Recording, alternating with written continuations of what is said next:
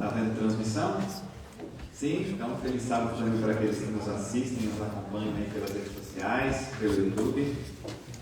Amigos, que bom estar aqui. É a primeira vez que eu venho aqui a esta igreja.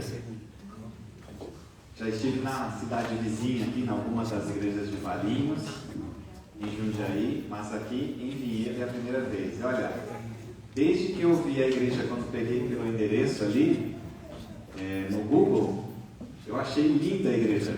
Parabéns, Deus seja louvado. Amém. Um templo para os olhos serem agradados, né? Mas também para os corações serem aquecidos, para que as pessoas sejam alcançadas pela palavra do Senhor. Interessante esse projeto, né? Esse programa, que deve fazer parte da nossa vida, Arena de Oração, Novo Caminho. Não sei há quanto tempo vocês já estão participando desse projeto, mas quanto tempo? 15 dias, 14º, 15º dia, 2 semanas praticamente. Se me permitirem, eu quero copiar esse projeto. Depois vou inteirar um pouco mais a respeito dele. Porque, de fato, a oração é algo assim que é indispensável. Hoje eu queria contar alguns testemunhos sobre oração.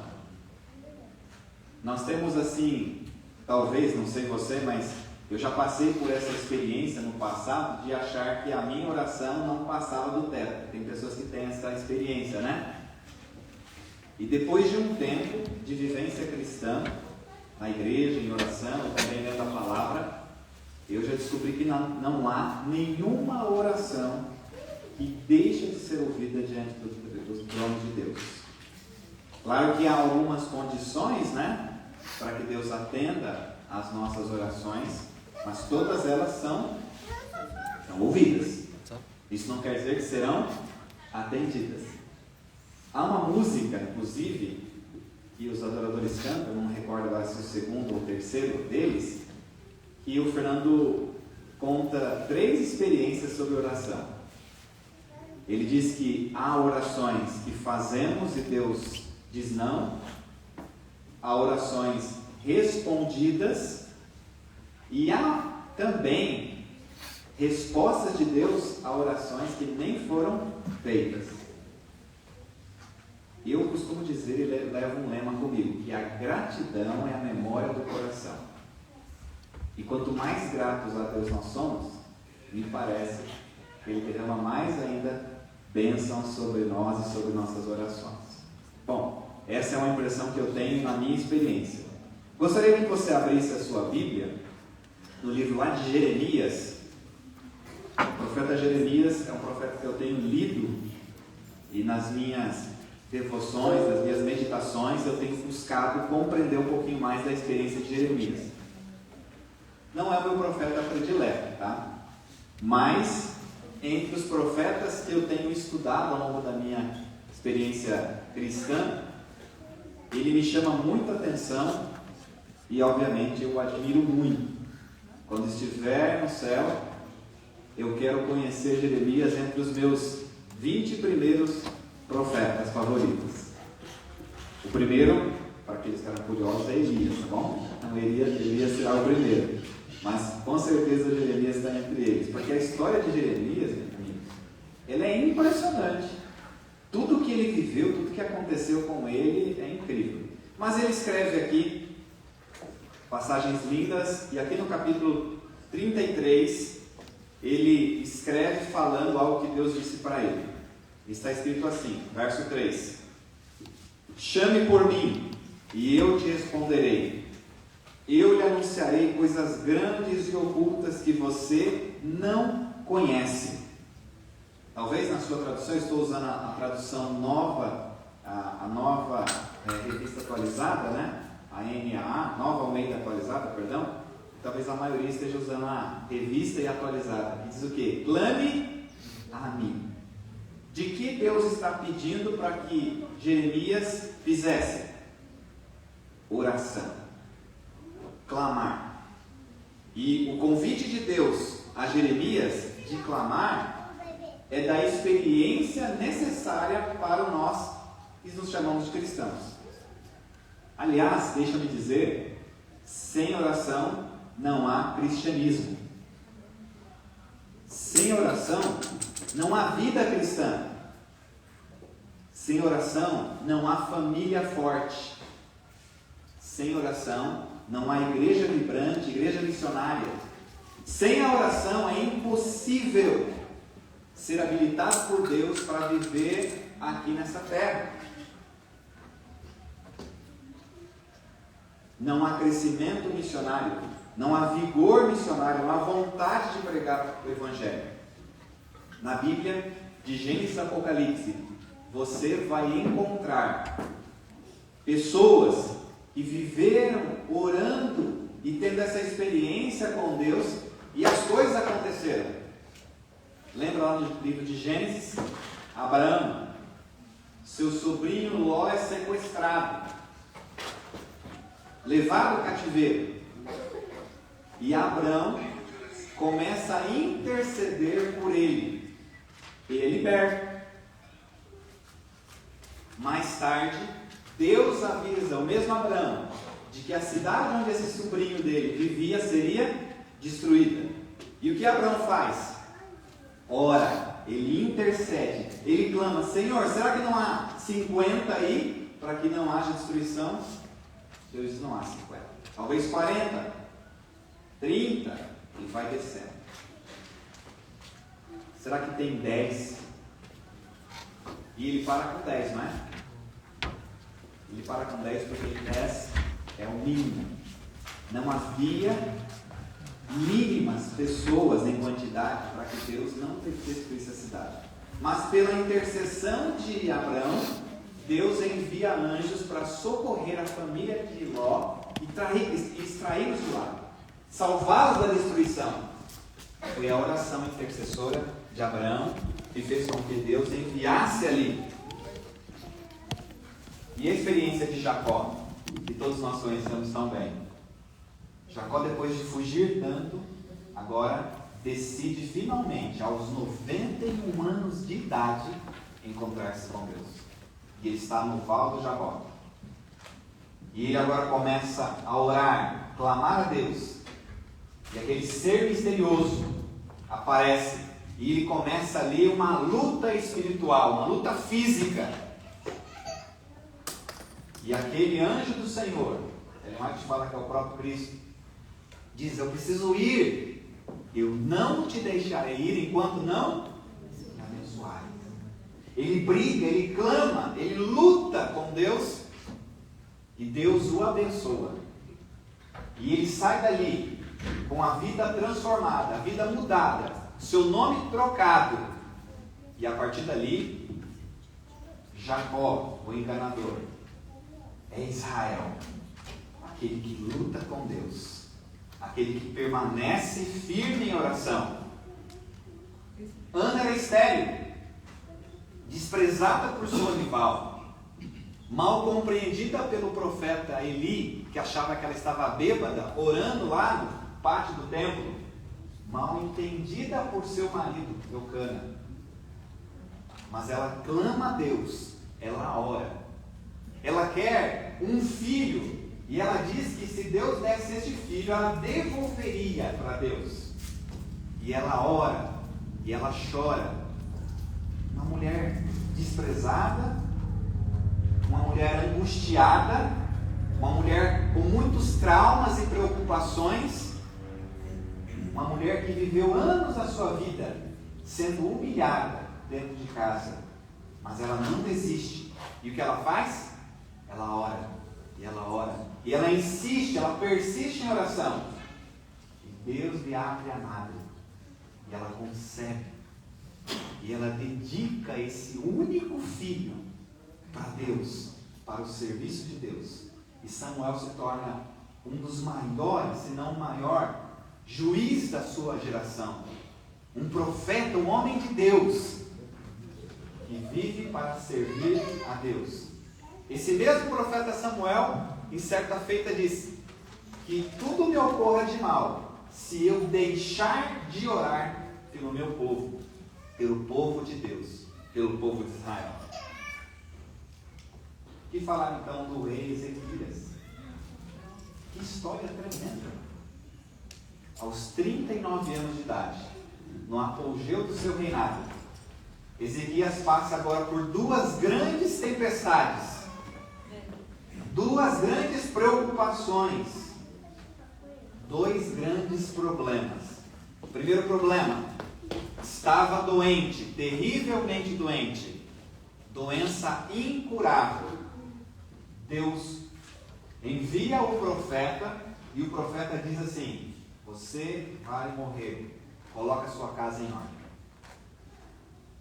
Segundo problema: no mesmo período em que isso estava acontecendo, a doença incurável, você vai morrer, põe sua casa em ordem.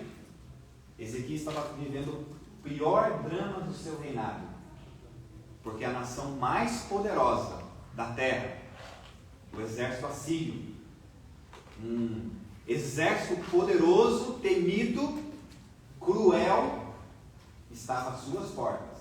A sua cidade, Jerusalém, estava sitiada, cercada. Uma carta extremamente voraz havia sido enviada para ele. E nessa carta dizia: não confie em Deus. Quem é o seu Deus que pode te livrar dessa situação? E o que Ezequias faz? Leva a carta no templo, coloca no altar, ele se deita sobre a carta, lê a carta, chora, intercede, clama a Deus. E Deus fala para o profeta: diz para Ezequias que ele não vai morrer, que ele vai viver mais 12 anos. E diz para ele, para não se preocupar com o maior exército da terra, porque esta batalha é minha, diz o Senhor. Amém? Amém. Notem que todas essas experiências foram experiências reais e experiências em que as pessoas procuraram, clamaram, buscaram o poder divino. Antes de prosseguir com outras histórias, eu quero dizer para vocês uma coisa: o poder não está em quem ora, está em quem responde. E quando Deus responde, pode ter certeza que a sua resposta é a melhor. Nem sempre é a que mais nos agrada, é verdade, mas é a melhor. Daniel, por exemplo, foi pego naquilo que nós estamos falando aqui, em oração. E os seus inimigos colocaram um decreto de que se alguém orasse ao seu Deus e não ao rei Dario, o que aconteceria? Seria jogado na cova dos leões. E ele não se intimida. Ele não se intimida. Ele abre as janelas, como de costume. E ele ora a Deus. É pego por isso.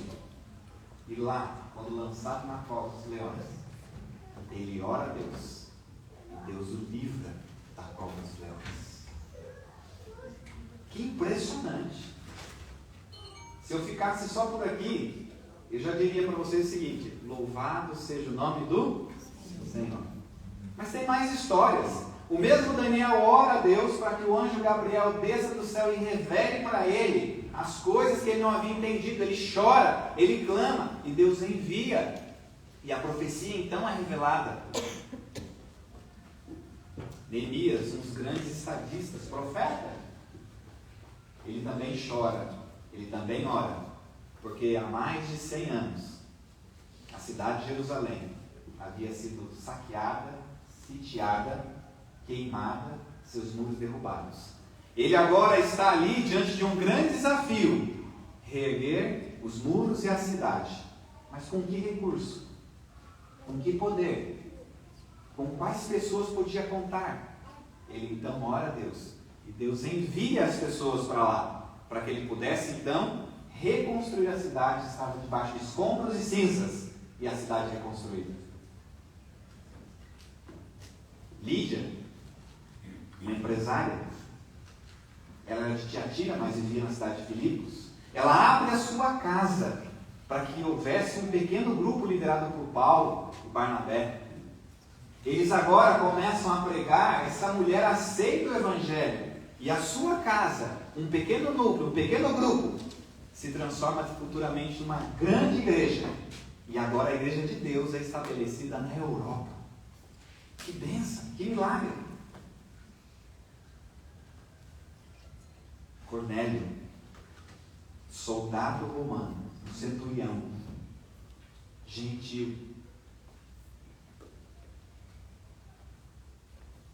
A Bíblia diz que ele ora, ele dá ofertas, e a Bíblia diz que as suas orações e as suas ofertas, as esmolas, chegaram até onde? O trono de Deus.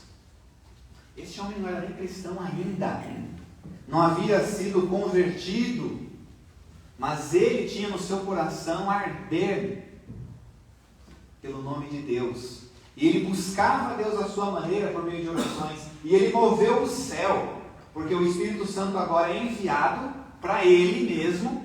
E ele é orientado a buscar Pedro, que estava numa cidade a mais ou menos 30 quilômetros dali, chamada Jope.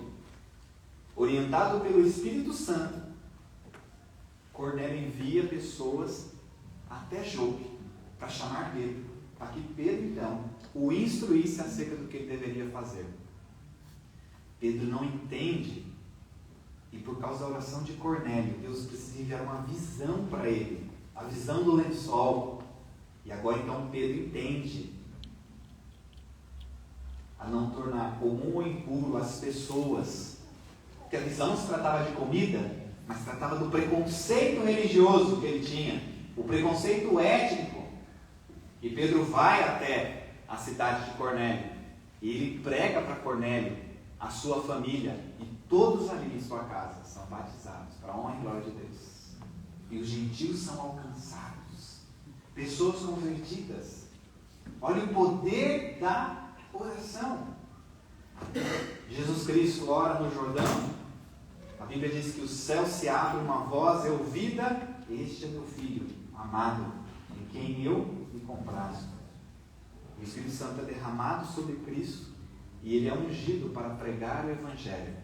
Primeiro passa pelo deserto da tentação, sofre as tentações, vence o tentador, vence as tentações e agora sai para pregar o Evangelho. Escolhe os discípulos, e tudo isso permeado por oração. Oração na beira do rio, oração na montanha, oração no pé da montanha, oração de madrugada. Cristo vence pela oração. É no jardim do Getsemane que a principal oração, a oração que teve como base aí a nossa salvação, foi realizada. O Senhor não aguenta esse sofrimento, gotas de sangue saem do seu rosto, mas ele ora dizendo: se possível, passa de mim este cálice, mas não seja como eu quero, e sim como tu queres. E a vontade de Deus era que ele fosse até o final. E o que sustentou Jesus? A oração. A oração é força, a oração é poder. Não venha me dizer que uma pessoa pode se sustentar na igreja, no casamento, na família, se não for pela oração.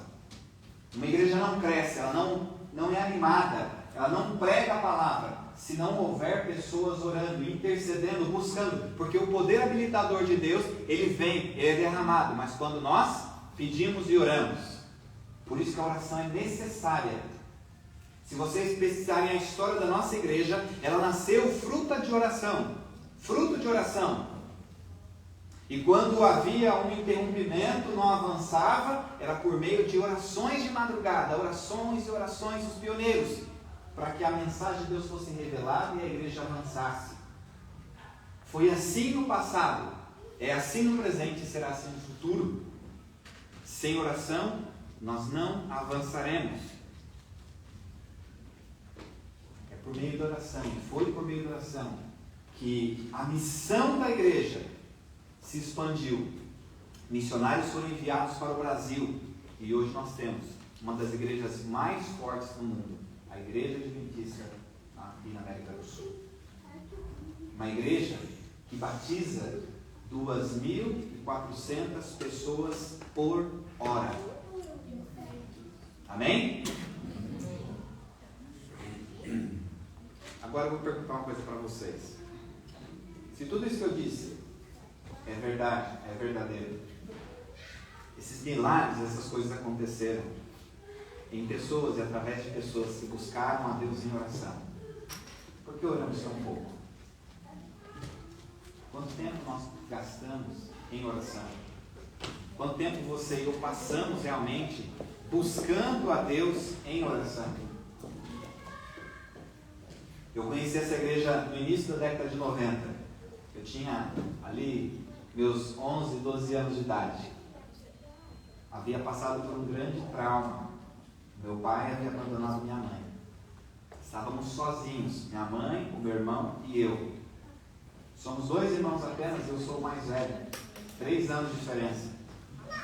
E foi exatamente nesse momento em que eu conheci a igreja adventista. A minha família foi sempre tradicionalmente cristã. Frequentávamos sempre a igreja, uma das igrejas tradicionais aí do Brasil, né, bastante conhecida. Íamos ali às missas, às peregrinações e todos os rituais que nós participávamos. Mas o meu pai se envolveu com uma outra pessoa e foi embora de casa, nos deixou. A minha mãe, à época, ela já tinha o seu trabalho, mas quando nós nascemos, ela deixou o trabalho para cuidar de nós. E quando meu pai foi embora, ela não trabalhava, ela se viu obrigada agora a buscar trabalho. No início, meu pai se recusou a pagar a pensão e as dificuldades se abateram no nosso lar. E foi nesse momento que Deus me alcançou. Eu conheci a igreja e fui instruído por ela. E pessoas oravam por mim, por minha mãe, pelo meu irmão. E eu lembro que quando eu fui batizado, a minha mãe não esteve no meu batismo. Não esteve no meu batismo. Ela autorizou o meu batismo, o batismo do meu irmão, mas ela não foi. Porque até então ela era daquela outra denominação, fiel, devota.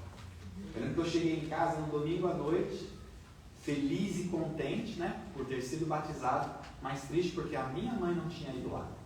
E eu tomei uma decisão naquela noite. Eu vou orar a Deus para que a minha mãe seja batizada muito em breve. E eu comecei a orar por ela. E na manhã seguinte, assim que eu acordei, eu fui para a escola e fiquei vendo, o que eu tenho que fazer, será, para minha mãe aceitar Jesus? Bom, eu já sei que eu preciso orar. O pastor me disse isso. Ore por sua mãe, meu jovem. Ele me disse, pastor Alair Freitas, já falecido. Ore por sua mãe. Ela não veio aqui, mas ore por ela, dizia ele. Eu vou orar. Mas eu tenho que fazer mais, pensei eu. E quando eu cheguei da escola, eu olhei para casa e, gente, tinha santo e santinho para todos os lados de casa, pendurado na parede e tal. E eu pensei assim, bom, eu vou orar, mas eu tenho que dar uma ajuda para minha mãe, né? Tem que livrar minha casa dessas coisas. E eu falei, mãe, olha a minha expressão, a senhora sabe que tudo isso aqui é mentira, né? Isso aqui é tudo mentira. Falei para ela. Criança, adolescente. A senhora me permite jogar tudo fora? A minha mãe olhou para mim e disse assim, filho, pode? Joga tudo que você quiser, menos aquela ali. Porque aquela ali, minha avó, no caso, minha avó, inclusive, aliás, ela tem 105 anos e está viva até hoje, viu? Fui visitá-la no ano passado, ela está vivendo super bem. Ela mora no interior do Pernambuco, na cidade de Águas Belas, e completou agora dia 20 de junho, 105 anos de idade. E minha mãe é parecida com a minha avó no jeito de ser, nas manias e nas coisas. Então, minha mãe está com 62, acho que vai chegar perto. Se ela chegar a 80, quem sabe já está bem vivido, né? Mas minha mãe falou, todas menos essa. Eu joguei tudo e orando. Passou um ano, irmãos? Nada. Convidava minha mãe para ir na igreja, convidava para ir no clube dos zeladores, ganhava uma insígnia, uma especialidade, era uma investidura, nada. Eu ia cantar, nada. 2, 3, 4, 5 anos, eu orando sem esmorecer, e nada. E eu questionava a minha mãe, falando, mãe, isso aí é mentira, essa vida que a senhora está vivendo não é verdade. E eu confrontava a minha mãe. E a minha mãe não aceitava. Irmãos, 12, 13, 14 anos se passaram, nada. No 14º ano, orando a minha mãe, e nada acontecia.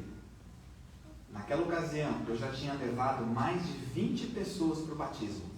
E a minha mãe sequer tinha ido à igreja. Sequer ido à igreja. A minha adolescência inteira pregando, visitando as pessoas e levando as pessoas ao batismo em nada. Eu lembro que eu estava na casa de um dos meus alunos e a mãe dele faleceu praticamente na minha frente, um ataque cardíaco fulminante. E eu pensei, eu não posso perder minha mãe. Mas eu tenho que fazer alguma coisa diferente, porque confrontar ela, dizer para ela que ela está errada na religião dela, não está resolvendo.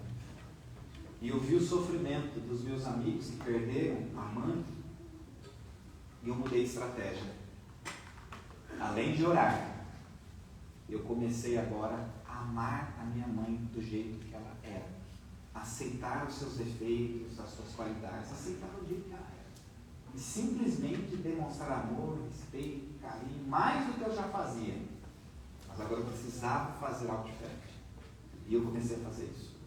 Decidi não mais chamar para a igreja, convidar para as coisas, somente amá-la, abraçá-la e beijá-la.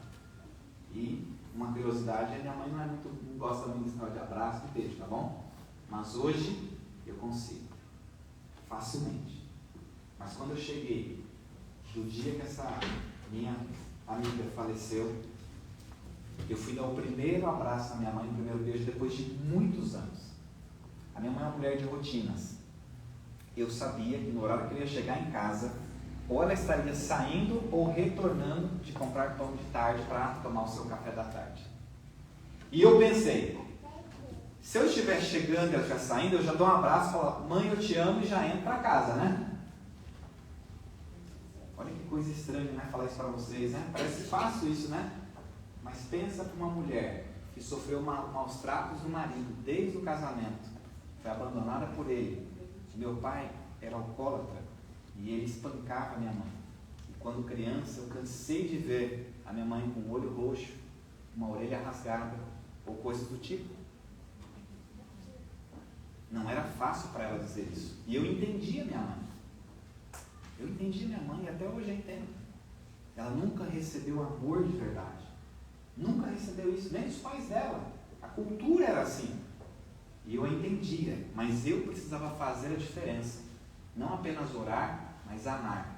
E eu lembro que quando eu cheguei em casa e ela estava abrindo o portão, eu já tinha ensaiado várias e várias vezes como seria o momento. Eu vou abraçá-la, vou dizer, mãe, eu te amo, vou dar um beijo e vou correr para dentro de casa, né? E quando ela abriu o portão e me viu, ela já me deu uma pedrada. Já falou algo duro para mim. E eu não consegui. Mas eu não desisti, eu entrei e falei, não, ela vai voltar, eu vou ter que fazer isso. Tem um corredorzinho na casa da minha mãe, até hoje é assim, tem um lugar de pôr lâmpada, mas não sei porque ela não gosta, e é escuro nesse pedaço, é um pedaço pequeno. E eu falei, eu vou emboscar minha mãe, eu vou ficar lá, e quando ela passar, porque ela tem a rotina dela, ela tem uma bolsinha onde ela guarda o dinheiro dela, não vou falar onde é, tá bom? Mas ela guarda o dinheiro, e ela vai lá, ela pega o dinheirinho, compra as coisas dela, depois ela volta e coloca o troco no mesmo lugar. E ela ia fazer isso, ela vai colocar a sacola de pão lá na mesa e vai passar por esse corredor entre os quartos, vai pro quarto dela. E eu vou ficar aqui, ó, nesse cantinho escuro. E quando ela passar, eu vou agarrar ela. E foi assim, irmãos. Quando ela estava vindo, eu ouvi o barulho do portão se abrir, eu já fiquei ali emboscado, né? E quando ela entrou e passou por ali, eu a abracei, ela congelou. Quando eu dei um abraço nela, ela ficou congelada, paralisada. E eu disse, mãe, eu te amo muito. E dei um beijo nela. A minha mãe não respondeu, não me abraçou, ela simplesmente amoleceu. Eu a soltei, eu fui para um caminho para fora e ela foi para o quarto dela para dentro. E a partir deste dia, deste momento, quase que diariamente, eu a abraçava, a beijava e dizia, mãe, eu te amo. Irmãos, a minha mãe nunca disse para mim em palavras audíveis, filho, eu te amo. Nunca disse isso. Eu tenho 41 anos de idade e eu nunca ouvi a minha mãe dizer, filho, eu te amo, falando com a boca para fora. Mas eu sei que a minha mãe me ama de todo o seu coração. Porque há 5 linguagens do amor. Você já leu o livro? E quando eu li esse livro, minha mente se abriu para entender a minha mãe. O amor que ela expressa por mim não é em palavras, mas são em ações. E resumindo só a história da minha mãe, no 18º ano de oração intercessória, a minha mãe falou assim para mim: eu vou na sua igreja hoje. E eu não tinha convidado. Eu vou na sua igreja hoje. Que hora que é o culto mesmo? Eu disse o culto. Ela foi comigo, assistiu a reunião. Como é que eu faço para conhecer um pouco mais da sua igreja? E eu falei: eu não vou estudar Bíblia não, mas senão vai dar confusão, né? Já que ela está acessível, eu vou pedir para outra pessoa. E aí um amigo começou a estudar a Bíblia com ela. E irmãos, 12/12/2012, a minha mãe foi batizada para a honra e glória de Deus. Amém. Anos ali de oração, mas ela aceitou. Agora, segunda luta. O meu irmão, aquele que foi batizado comigo, saiu da igreja.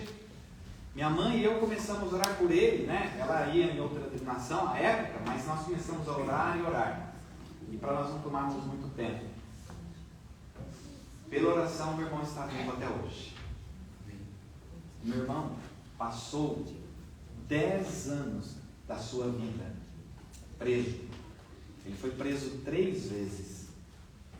Enquanto minha mãe estava lá, e os seus joelhos são testemunhas, o joelho da minha mãe é escuro de tanto que ela ora por mim e pelo Rogério, meu irmão. E eu lembro muitas vezes a minha mãe orando em casa, ajoelhada, e meu irmão, sabe o que ele estava fazendo? Fugindo, correndo da polícia. Correndo da polícia.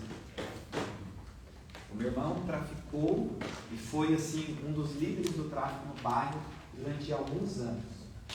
No dia que ele foi preso, a minha mãe estava orando. O chefe dele foi morto nesse dia pela polícia. E o meu irmão, que era um exímio pulador de muros, levou um tiro na coxa por trás. E mesmo com a coxa ferida e o fêmur quebrado, ele se levantou e tentou pular novamente o muro. Ao que o policial que estava ali atrás dele disse: se você tentar pular de novo, eu vou acertar agora a cabeça. A minha mãe estava onde? Orando. Eu estava trabalhando, minha mãe orando. Minha mãe me ligou desesperada: ó, o seu irmão foi preso e levou um tiro. E eu me ajoelhei, me prostrei diante de Deus e orei, clamei a Deus: Senhor, salva meu irmão. E Deus o salvou, guardando. A gente não entendia, eu dizia: mãe, se ele está lá, Deus tem um propósito. Mas de novo, é a segunda vez. Mãe, é melhor preso do que morto. Enquanto ele está lá preso, vivo, aquele amigo dele está morto. E nós oramos, e parecia que nada ia dar certo. Ele saiu, na saída foi preso de novo. E eu assim: será? E eu lembro que um dia a minha esposa perguntou: você ora todos os dias pelo seu irmão, será que realmente ele vai mudar? E eu disse assim para ela: eu não sei, mas a minha confiança é em Deus, e Deus vai fazer um milagre. Irmãos, 10 anos se passaram e o meu irmão foi solto pela 3ª vez. E eu já estava orando, a minha mãe também, durante todo esse período. E aí ele disse para o filho dele, que ele mal viu crescer, não viu o filho crescer. Ele disse assim: filho, o pai não vai voltar mais para a cadeia. Porque o pai agora vai cuidar de você. Essa foi a resposta às nossas orações e a resposta ao pedido que o filho fez. Pai, eu não quero mais que o senhor vá preso. Eu quero que o senhor fique aqui comigo. E então ele respondeu isso. E hoje, já fazem mais de 7 meses que o meu irmão está livre, trabalhando no seu negócio próprio. Amém.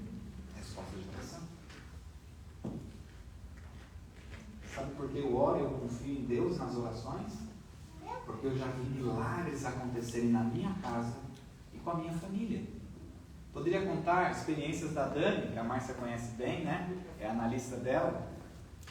A Dani, quando nós começamos nosso namoro, ela teve um problema de fluxo de sangue, né? aquele caso daquela mulher que vivia ali naquele problema há mais de 12 anos, e ela foi levada para o hospital e nada resolvia. E a mãe dela e ela já estavam assim, sem saber mais o que fazer. E lá no hospital, a minha sogra se ajoelhou, empunhou as mãos na cabeça da minha esposa, na época namorada, né? E disse: Senhor, o Senhor é o médico dos médicos. Estamos aqui sendo humilhadas, deixadas de lado e ninguém sabe o que fazer. Cure a minha filha. E naquele mesmo momento, a minha esposa foi curada completamente. Amém. A minha esposa cresceu num lar permeado de adventistas diferente de mim. Mas o seu pai não era adventista.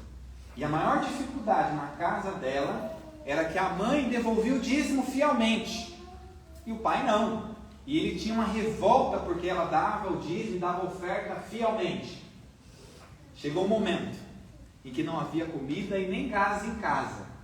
E o dízimo estava dentro do envelope guardado.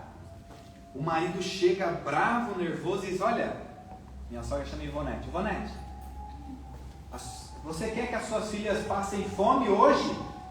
Não tem gás, não tem comida. E tem dinheiro lá naquele envelope. A minha sogra olhou para ele: aquele dinheiro não é meu, aquele dinheiro não é nosso. Não pegue, porque ele é sagrado. E neste momento ela pegou as três, a minha esposa, as duas irmãs, e foram para o quarto, ajoelharam. E ela disse assim: filhas, você entende porque nós estamos passando por isso? É porque nós somos fiéis e Deus está nos provando.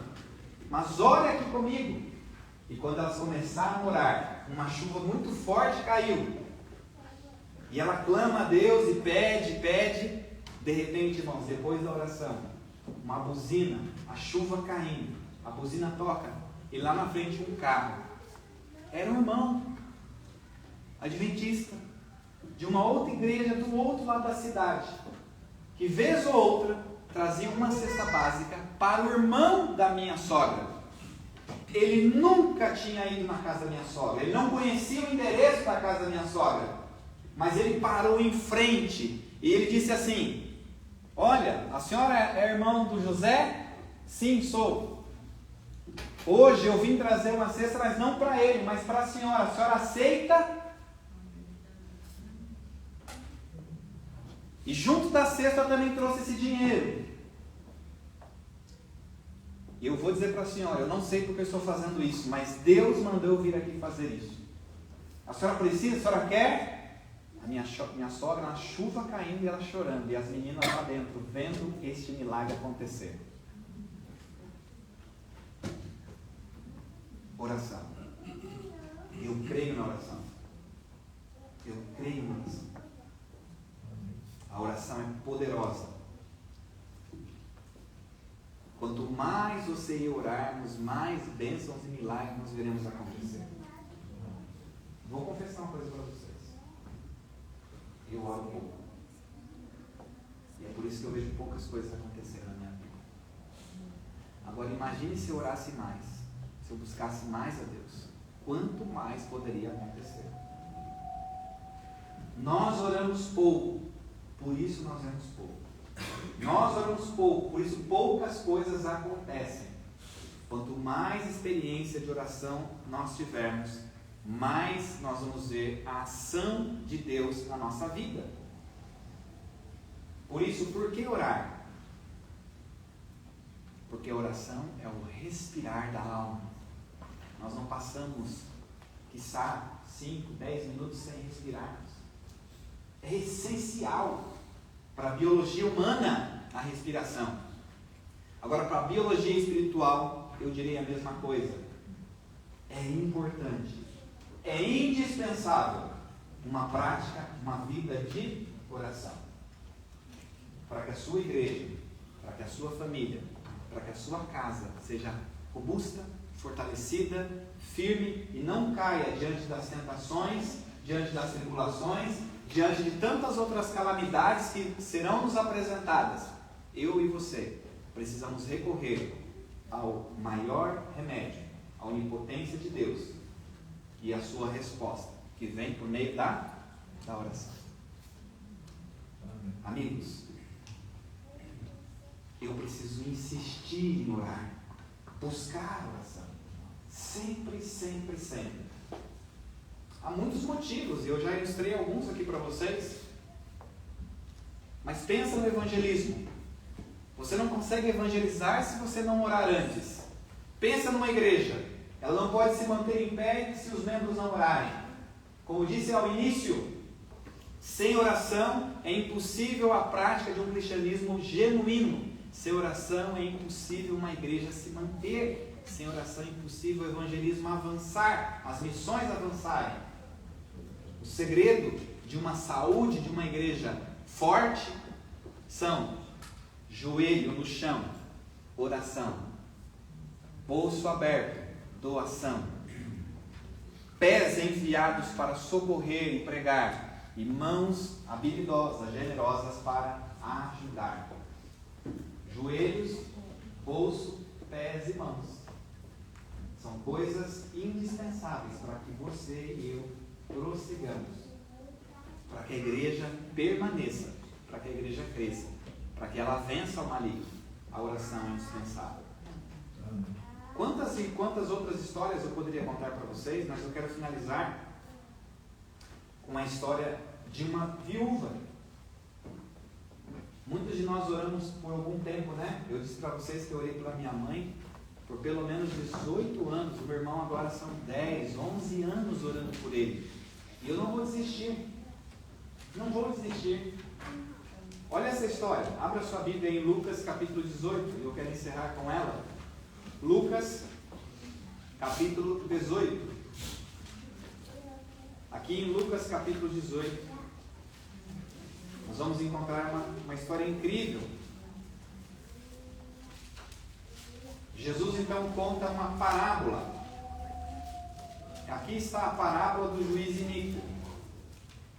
E na minha tradução diz assim, Jesus lhes contou uma parábola para mostrar que deviam orar sempre e nunca desanimar. Amém? Jesus, ele conta uma história para ilustrar a necessidade de você orar, orar e orar. Como o apóstolo Paulo diz, orar sem cessar. E ele diz assim, que em certa cidade havia um juiz que não temia a Deus nem respeitava ninguém. Era um homem não religioso, era um homem impenitente, era um homem incrédulo. Havia também naquela mesma cidade uma viúva que sempre o procurava dizendo, julga minha causa contra o meu adversário. Sabemos todos que uma viúva na época de Cristo era desprezada e ignorada pela sociedade. Era a parte mais carente, né? Órfãos e viúvas. E essa viúva vivia essa vida queixosa, buscando a justiça contra o adversário. Verso 4. Porque há algum tempo ele não a quis atender, mas depois pensou assim, é bem verdade que eu não temo a Deus, nem respeito ninguém. Porém, como esta viúva fica me incomodando e me importunando, vou julgar a sua causa, para não acontecer que por fim venha a molestar. Estou cansado. Todos os dias essa mesma queixa, esse mesmo pedido, importunando, pedindo, e eu estou aqui já cansado disso. É muita moléstia, né? Então Jesus olha para os discípulos e diz, ouçam bem o que esse juiz iníquo está falando. Será que Deus não fará justiça aos seus escolhidos, que a Ele clamam dia e noite, embora pareça demorando em defendê-los? Ouça o que o juiz iníquo disse. Será que Deus, sendo amoroso, bondoso, e nós conhecemos bem o nosso Deus, Ele não vai atender ao nosso pedido, mesmo que isso demore um pouco?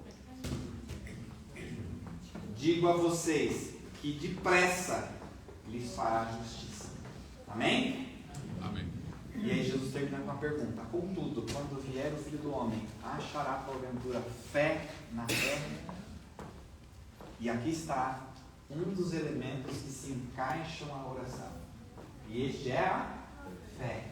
Porque sem fé é impossível agradar a Deus. E quando você vai lá no livro de Hebreus capítulo 11, na galeria da fé, você ouvirá de testemunhos de pessoas que confiaram tanto em Deus que o buscavam de dia e de noite.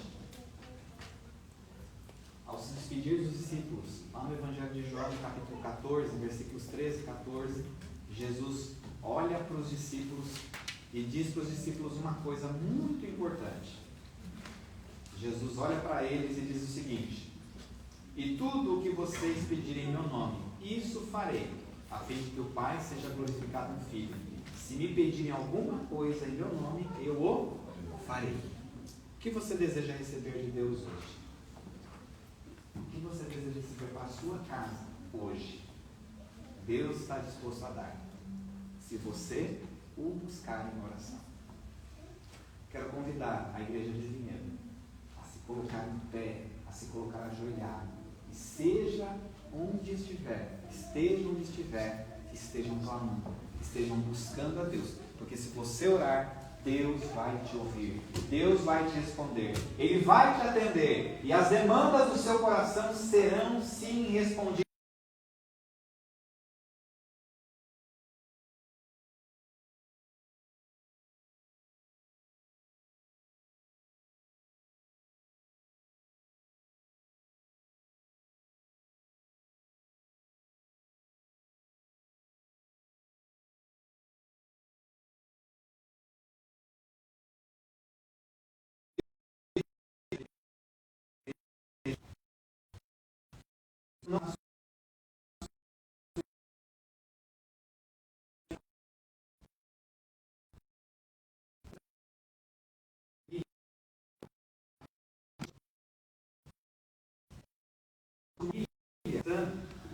E juntos aqui estamos clamando primeiramente pelo derramamento do Espírito Santo.